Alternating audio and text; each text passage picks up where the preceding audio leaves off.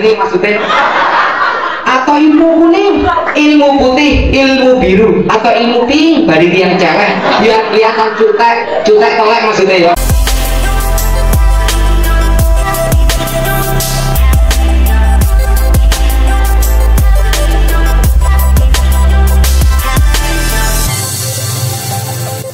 Halo teman-teman semuanya, sahabat juara. Pada video kali ini kita akan membagikan terkait dengan cara belajar ceramah dan contohnya bagi kalian semuanya. Bersama saya Imam Mahmud di Arena Lomba, berbagi informasi untuk Indonesia berprestasi.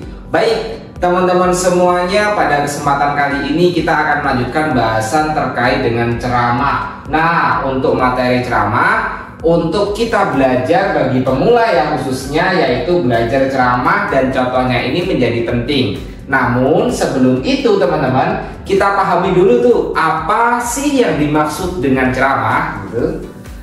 Ceramah adalah bagian penyampaian nasihat yang diberikan oleh seseorang kepada khalayak umum dengan tujuan untuk memberikan teladan bagi sesama manusia. Nah, di sini terlihat bahwa ceramah itu diberikan seseorang individu kepada kelompok atau kepada masyarakat secara umumnya. Ceramah ini biasanya lebih bersifat non formal dan kadangkala dilakukan dengan guyonan. Yang menjadi ciri khas perbedaan antara ceramah dengan kultum atau ceramah dengan dai, ceramah dengan pidato, ceramah ini sifatnya luas. Artinya bersifat non formal yang kadangkala ada guyonannya gitu ya. Selanjutnya yang perlu kita pahami bahwa apa saja kegiatan yang biasa dilakukan untuk berceramah. Kegiatan yang biasa dilakukan untuk berceramah apa saja? Yang pertama ini merupakan kegiatan pada saat bulan Ramadan. Nah, kegiatan pada saat bulan Ramadan ini biasanya ada pengisian ceramah yang kadangkala ada juga kultum. Tapi kalau kultum itu kan 7 menit. Nah, ceramah durasinya bisa lebih panjang daripada itu. Yang kedua, kegiatan santri dalam perlombaan. Ceramah juga biasanya dilakukan oleh santri nih dalam kegiatan perlombaan atau musabaqah ya. Biasanya seperti itu, atau yang juga dikenal di kalangan santri itu dengan khitobah. Nah, seperti itu yang biasanya dijadwalkan tuh tiap minggu siapa, minggu ini siapa, minggu depan siapa, begitu selanjutnya gitu ya. Terus yang ketiga, adanya pengajian yang ada di masyarakat. Sifat pengajian yang ada di masyarakat itu tidak bisa ya teman-teman kalau misalnya kita harus kaku, meskipun bisa kadangkala harus diselingi dengan guyonan atau bersifat non formal yang dekat dengan kehidupan masyarakat, dan ini yang dimaksud dengan ceramah. Terus bagaimana untuk cara belajar ceramah bagi pemula? Belajar ceramah yang bagi pemula ini yang pertama, ceramah yang perlu sahabat juara pahami bahwa meliputi 3 bagian pokok. Yang pertama adalah bagian pengantar atau bagian pembukaan yang biasanya ada mukodimah seperti itulah ya. Terus ada penyampaian pantun dan lain sebagainya, itu bagian pengantar untuk mencapai pada tahap isi. Nah, untuk bagian yang kedua ini pada tahap isi. Apa materi yang akan kita bagikan atau materi yang akan kita berikan kepada masyarakat secara umum. Terus yang selanjutnya itu bagian penutup. Bagian penutup ini biasanya ada juga bagian kesimpulan. Nah, ini adalah materi atau isi bahasan pokok dalam ceramah. Terus yang kedua, untuk belajar ceramah teman-teman harus paham tuh dengan topik yang akan disampaikan. Topik apa sih yang akan kita sampaikan pada ceramah ini? Jadi kalau ceramah itu tidak bisa ya, biasanya tidak ada dengan teks menghafal gitu.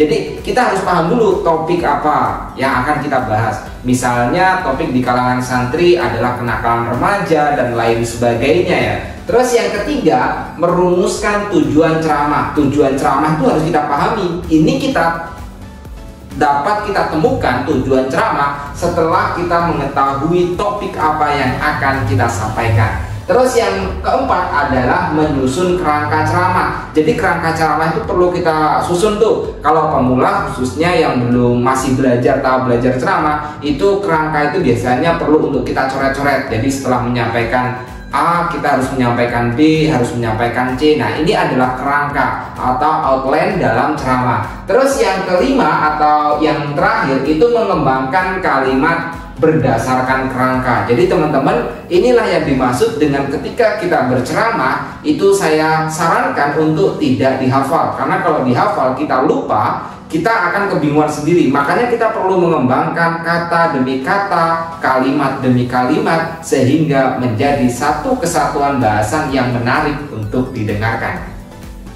Nah, ini selanjutnya tanpa memberikan contoh, kalau saya hanya sekedar teori, tentu banyak teman-teman yang bisa teman-teman sampaikan nanti kan ya, teman-teman ketahui. Makanya saya memberikan contoh ceramahnya. Contoh ceramah yang saya sampaikan pada waktu itu adalah di kalangan pesantren dengan topiknya adalah topik tentang kepemudaan karena di kalangan pesantren. Bagaimana contohnya? Teman-teman bisa simak ya. Yang dinanti-nanti ternyata sudah berdiri.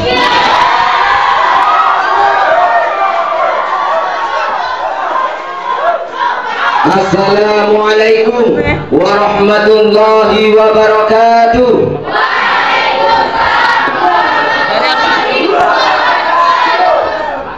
Buah duku, buah durian. Yang maju memang keren. Buah durian kulitnya pahit. Kalau memang keren, jawab salam saya, jangan pelit-pelit. Assalamualaikum warahmatullahi wabarakatuh.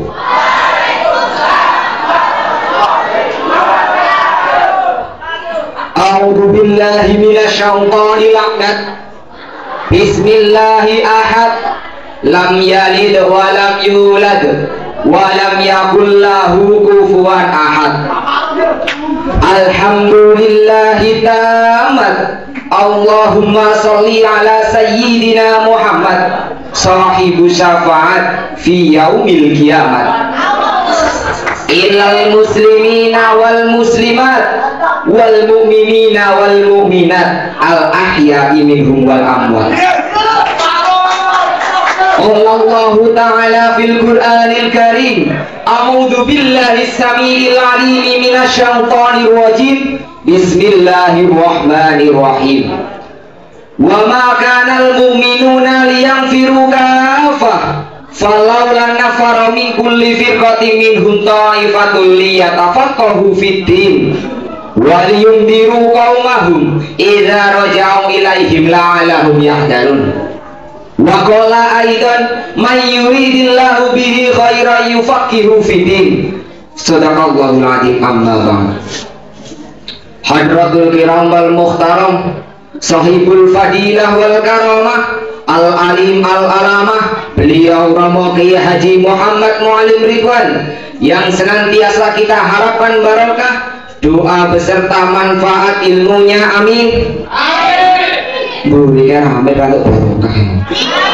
Amin. Hadratul mukarramin, para dewan hakim yang baik hati, yang rela mengorbankan waktunya untuk menjadi juri pada musabaqah akhir sanah ini, kita doakan mudah-mudahan saat ini hingga sampai nanti tetap mendapatkan ridho dan naungan dari Ilahi Rabbi. Hadratul Mukarramin, jajaran kepengurusan Pondok Pesantren Riyadatul Ulum, wabil khusus Bapak Lurah. Pak Lurah itu mboten. Pak Lurah sing tasik kesah, mudah-mudahan ndang rampung kuliah nggih. Emang susah kaya Pak Lurah kan. Niku jurusan Lughatul Arabiyah. Dan Ibu Lurah, Bu Lurah nggih mboten enten. Bu Lurah pundi-pundi. Sing guyune sumringah. Kaya ngepasi asmane Bu Imam Matul. Kuliah teng pundi Bu? Kuliah teng pundi? Universitas Muhammadiyah. Mboten napa-napa, sing penting teng ahli sunnah wal jamaah. Amin. Kita doakan mudah-mudahan beliau ini wakil dari orang tua kita diberikan istiqomah. diberikan betah ing dalem ngurusi bocah-bocah. Dan kepada santri putra dan putri yang rajin mengaji, ini si rajin sing orang-orang, yang menanti-nanti berdirinya saya di sini pagi tadi hingga malam ini, berdirinya Imam Mahmudi, fan berat dari Niki Nawini. Kita doakan, mudah-mudahan di akhir acara nanti saya tidak membuat sakit hati, tapi bahkan dapat mengikat hati para santri putra, terkhusus santri putri, wabil khusus para dewan juri.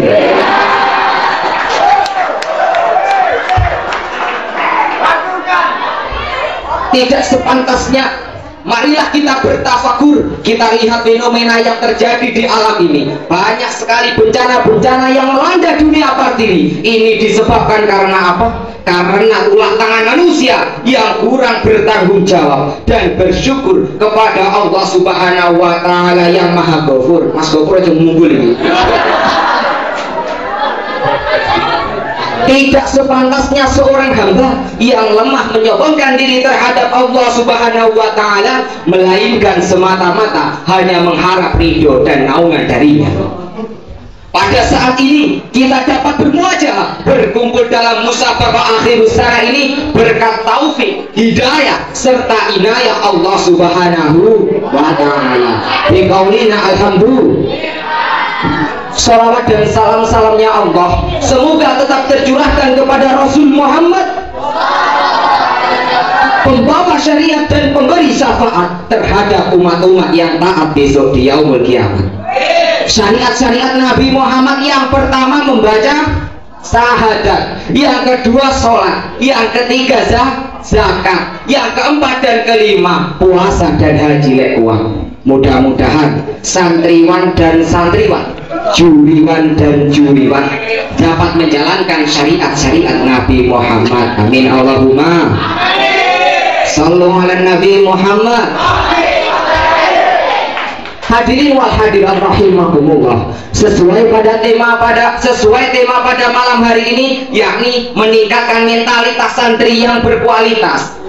Berbicara tentang mentalitas santri yang berkualitas, dapat saya katakan hal demikian ada hubungannya dengan yang namanya ilmu, karena manusia itu lebih hidup dengan ilmu. Hadis Nabi yang berbunyi man arada dunya fa'alaihi bil ilmi wa man arada akhirata fa'alaihi bil ilmi wa man arada huma fa'alaihi bil ilmi. Barang siapa yang menginginkan kehidupan di dunia, maka wajib baginya dengan ilmu. Dan barang siapa yang menginginkan kehidupan di akhirat, maka wajib baginya dengan ilmu.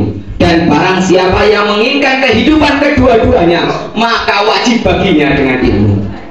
Secara tekstual dan kontekstual, hadis di atas dapat kita pahami bahwasanya segala sesuatu itu menggunakan ilmu. Apalagi kita sebagai santri harapan agama dan bangsa yang diharapkan akan menambah syiarnya agama Islam, maka dibutuhkan yang namanya ilmu. Karena apa? Karena kita nanti akan berjuang di dalam masyarakat yang majemuk, di dalam masyarakat yang multikultural, yang di dalamnya banyak terdapat permasalahan yang sangat sengit, permasalahan yang sangat besar. Maka dibutuhkanlah mentalitas dan kualitas.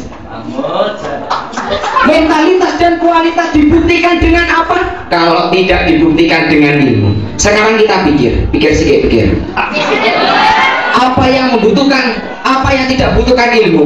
Mau makan membutuhkan ilmu, mau sholat membutuhkan ilmu, mau membaca kitab kuning membutuhkan ilmu, mau nikah membutuhkan ilmu, mau buat anak membutuhkan ilmu, sampai-sampai mau kencing pun membutuhkan ilmu.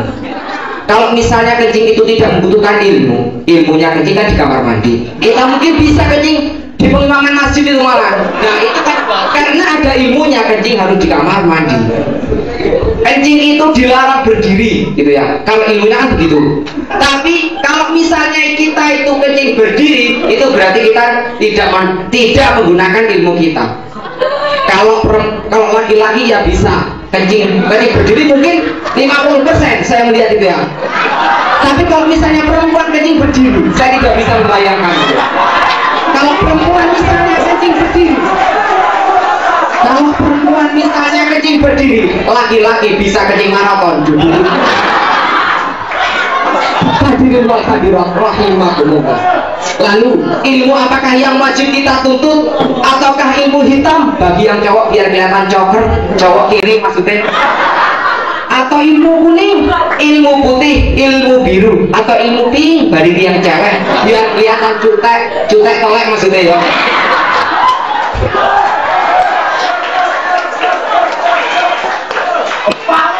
Jawabannya tidak lain dan tidak bukan adalah dengan ilmu agama dan ilmu umum. Karena orang yang memiliki ilmu agama tetapi tidak memiliki ilmu umum sama halnya dengan orang yang pincang gitu. Kalau misalnya orang yang memiliki ilmu umum tetapi tidak memiliki ilmu agama sama halnya dengan orang yang buta. Perbandingannya, kalau orang yang memiliki ilmu umum tetapi tidak memiliki ilmu agama, dia bisa berjalan secara sempurna tetapi tidak bisa melihat kebenaran. Kalau orang yang memiliki ilmu agama tetapi tidak memiliki ilmu umum, dia bisa melihat kebenaran tetapi tidak bisa berjalan, tetapi tidak bisa melihat kebenaran. Betul? Oleh karena itu kita sebagai santri harus menuntut kedua-duanya guna menciptakan mentalitas santri yang berkualitas agar kita dapat bahagia di dunia dan di akhirat. Di dunia kita kaya, di akhirat kita masuk surga. Amin Allahumma. Dari uraian-uraian di atas dapat kita mengambil pelajaran bahwasanya ilmu dunia dan ilmu akhirat itu sangat dipentingkan. Tidak ada yang dikesampingkan. Hadirin wal hadirat rahimakumullah. Kalau kita sudah menuntut ilmu dan ilmu agama dan ilmu umum, alangkah baiknya kita menggunakan akhlak kita, etika kita diimbangi dengan etika yang baik, karena etika yang buruk itu sangat berpengaruh terhadap ilmu yang kita miliki. Al ilmu la yanfa'u ma'asubil adab. Ilmu itu tidak akan bermanfaat bila disertai dengan akhlak yang jelek. Jadi alangkah baiknya setelah kita menuntut ilmu agama dan ilmu umum, kita harus melatihkan pelatihan rohaniah kita agar jiwa kita terisi dengan hal yang baik, etika yang baik, karena kita sendiri sudah tahu bahwasanya ilmu itu tidak bermanfaat bila disertai dengan akhlak yang jelek. Hadirin wal hadirat rahimakumullah. Dari uraian-uraian di atas dapat kita mengambil kesimpulan bahwasanya yang pertama, di samping kita memiliki ilmu, yang pertama kita harus memiliki ilmu dan etika yang baik. Karena keduanya ini ialah hal yang pokok, satu kesatuan yang tidak dapat dipisahkan. Yang kedua, di samping kita memiliki ilmu, kita juga harus melatih rohaniah kita agar jiwa kita terisi dengan hal-hal yang baik, sehingga ilmu yang kita miliki dapat bermanfaat. Amin. Yang ketiga, pada kesempatan yang baik ini, saya pribadi mengajak kepada diri saya sendiri dan kepada para hadirin sekalian, marilah kita gigih-gigih dalam menuntut ilmu. Dalam menuntut ilmu, baik ilmu agama ataupun ilmu umum, karena kita sudah tahu sendiri yang saya sebutkan tadi di atas, kalau tidak lupa ya. Karena kita sadar tidak sadari, waktu muda itu sangatlah sebentar. Waktu itu tidak bisa diulang. Al waktu kasaifi fa ilam taqahu qata'aka. Waktu adalah pedang. Bila kita tidak bisa memanfaatnya dengan baik, waktu itu akan memenggal diri kita. Kalau kita dipenggal waktu, mati kita. Kewajiban kita masih banyak para hadirin. Al wajibat aktaru minal aqwat. Kewajiban kita lebih banyak daripada waktu yang tersedia. Mudah-mudahan dengan cara kita memiliki ilmu agama dan ilmu umum, kita bisa bermanfaat bagi orang lain, terutama bagi diri kita sendiri. Karena hadis Rasulullah SAW, khairun nasi anfa'uhum linnas, sebaik-baiknya manusia adalah yang memberi kemanfaatan bagi orang lain. Mudah-mudahan setelah kita pulang dari pondok ini, ilmu kita bermanfaat. Amin. Yang rumahnya Jabung mendirikan pondok Jabung. Amin. Tidak mendirikan pondok Begal. Yang rumahnya Palembang mendirikan pondok Palembang, tidak mendirikan pondok Empek-empek. Amin. Yang rumahnya wae kanan, dekatnya wae luni, sebelahnya wae kiri, mendirikan pondok wae kanan, tidak mendirikan pondok wae waean. Yang rumahnya tulang bawang juga bisa mendirikan pondok tulang bawang, amin, tidak mendirikan pondok karet-karetan. Yang lulus alfiah juga bisa mendirikan pondok alfiah, amin. Yang lulus jurumiyah juga bisa mendirikan pondok jurumiyah, amin. Yang tidak lulus juga bisa mendirikan pondok indah. Hadirin wal hadirat rahimakumullah. Lampunya nggak hijau, nggak kuning-kuning, wis kuwi perasaan. Hadirin wal hadirat rahimakumullah. Mungkin hanya ini yang dapat saya sampaikan, karena waktulah yang membatasi kita. Apabila banyak kesalahan, saya mohon maafnya sebesar-besarnya. Kalau misalnya Anda pengen mengkritik saya, jangan di sini, tapi di email saya, mahmudiman.77@yahoo.co.id. Anda ingin melihat profil saya, Anda bisa melihat di Facebook saya, Mahmud Bocah Pria gitu. Anda ingin jelasnya, lihat di bawah ini. Saya akhiri, al-insanu mahalul khata'i wa nisyan. Usikum wa nafsikum bitaqallah, wallahu muwaffiq ila aqwamit thoriq. Wassalamualaikum warahmatullahi wabarakatuh. Nah, itu tadi teman-teman sahabat juara video yang bisa kita bagikan terkait dengan cara belajar ceramah bagi pemula dan contohnya. Semoga saja adanya video ini bisa bermanfaat untuk kalian. Jika kalian suka dengan video ini, jangan lupa untuk berikan dukungan, atau kalian yang ingin mengkritik atas penyampaian disampaikan, teman-teman bisa kritik di kolom komentar. Terima kasih telah menonton, bye-bye.